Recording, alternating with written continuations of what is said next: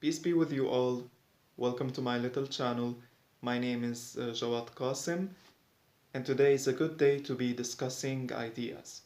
If you're new here, welcome. On this channel, we discuss philosophy, psychology, theology, and my own personal opinions about certain aspects within these fields. Today, we will be talking about spiritualism and my own personal journey with it. It all started almost 4 years ago when I started writing my own poetry book about my love life. And it was chaotic, it was edgy, it was awfully pessimistic, and I probably was just some dumb teenager writing down his love life on paper that I expected that people would read. And I was so happy and optimistic that I would get fame and recognition, maybe even money because of my writings. But of course, none of that happened, and I got a humbling 213 readings. So, of course, I was devastated for a couple of weeks, maybe even a little depressed, but things changed when a friend called me in the middle of the night and she said that this book changed her and her perspective on love, and it really made her feel emotions that were suppressed within her.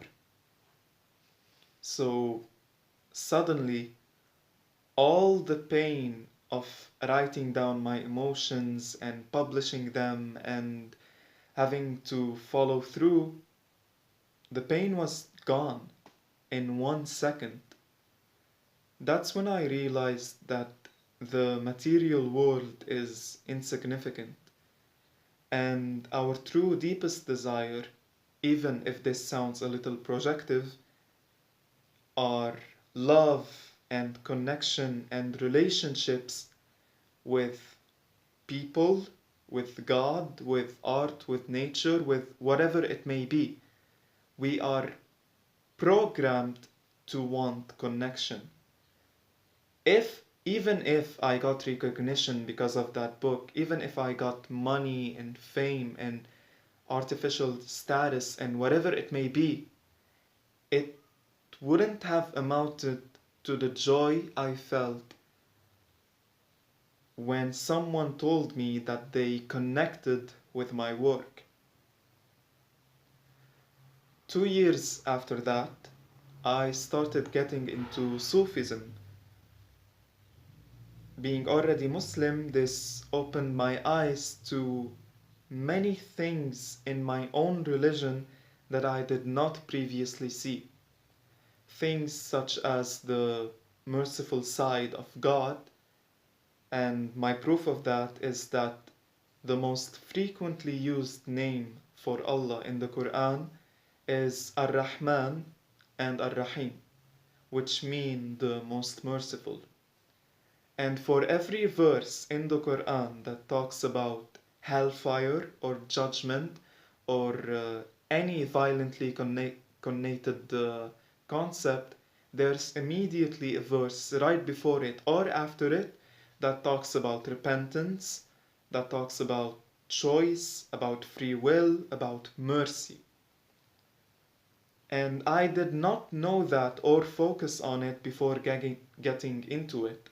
I also started becoming more esoteric and more Gnostic, but simply as a philosophy, not as a religion. I did not believe that the world was created by demiurge. Now, does that mean that I am a Sufi now? Not exactly, because, well, first of all, the definition of Sufism depends from person to person. I've never seen two people define it the same way, and hence some people will call me that, some people not. But I don't personally identify as a Sufi because I don't think I need a label to make people understand that I dive deeply into the meanings of my own religion. I don't need to be a Sufi to believe in all those things. I just need to be Muslim.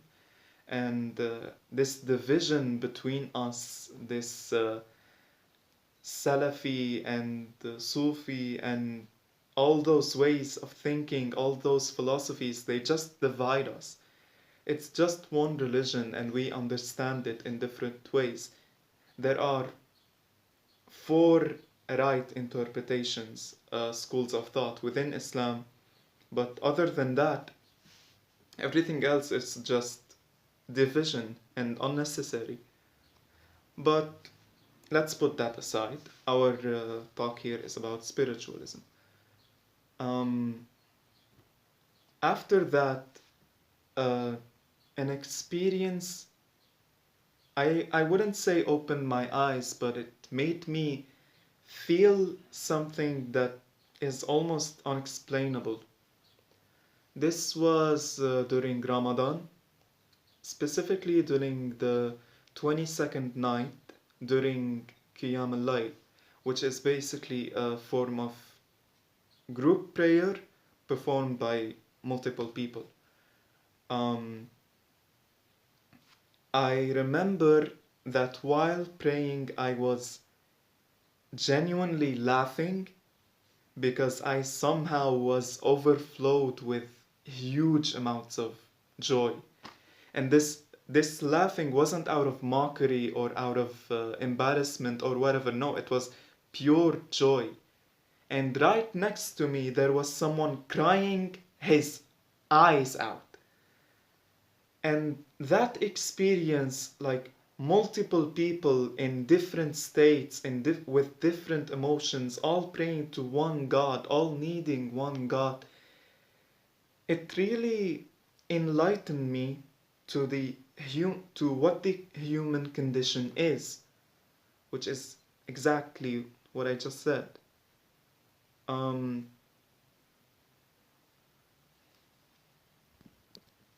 for the longest time, I believed that uh, religion is, if you feel this, do this, if you feel that, do that, follow certain logistics, follow certain beliefs, but that's just not the whole picture. I think religion, and specifically when I say religion, I mean praying or prayer.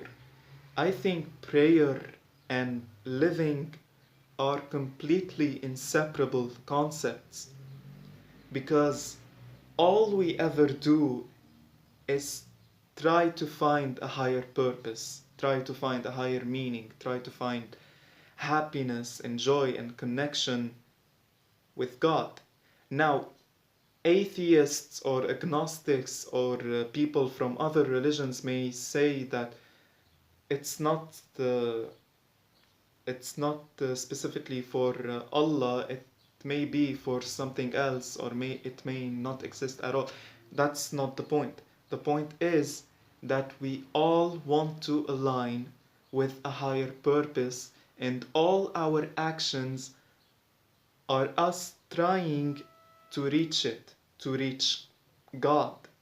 Need to understand is, of course, prayer is important, um, the logistics of religion are important, the rituals of religion are important, but the reason of why religion is meant for everyone, or in this case, spiritualism or whatever, is because God is always with us. And one of the names within Islam for Allah are Al-Qarib, which means the close one. God is always close with us, and there will always be signs and ju- there will always be signs waiting to be found by us. There will always be this joy, this hope that awaits us, but we just need to open our eyes. We just need to be ready to receive those hidden meanings within the world, because everything in life could be a sign. This whole world was created for us to reflect, to think, to realign ourselves with our purpose, to realign ourselves with God. That's the whole point of this whole deal. Now, if you got enlightened once, that doesn't mean that it will not happen again.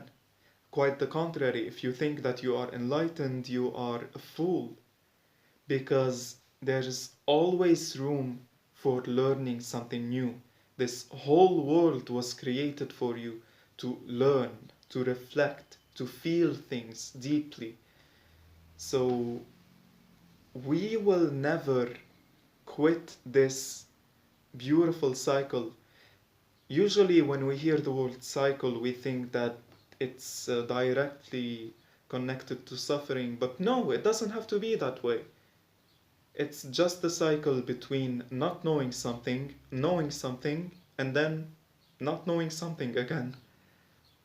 So, yeah.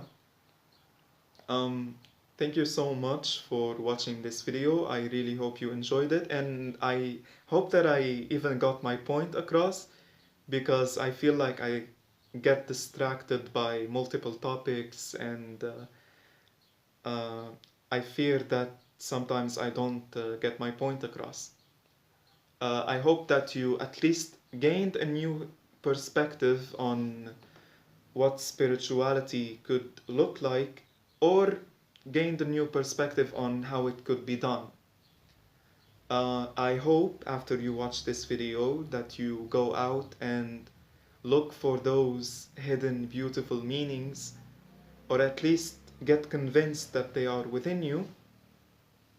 Um, Leave down in the comments what you think, and if you recommend any topics to discuss, please do so.